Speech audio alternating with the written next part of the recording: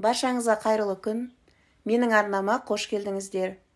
Сіздермен бірге Эльмира Мажитқызы.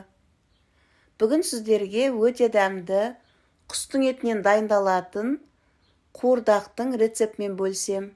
Ол үшін менің арнама тіркеліп, осы видеоны соңына дейін қарап, дәл осы рецептпен сіздер де дайындап көріңіздер. Өте дәмді қуырдақ дайын болады.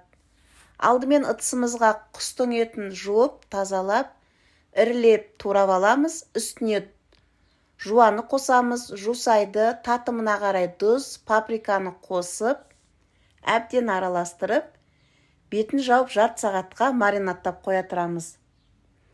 Оған дейін қазанымызды қыздырып, сұйық майға жуаны қуырып аламыз. Бұл қуырдақтың дәмділігі етті дұрыс маринадтауында. Одан кейін дайын болған етімізді салып, араластырып отырып, бая отта өзінің бабында қуырамыз.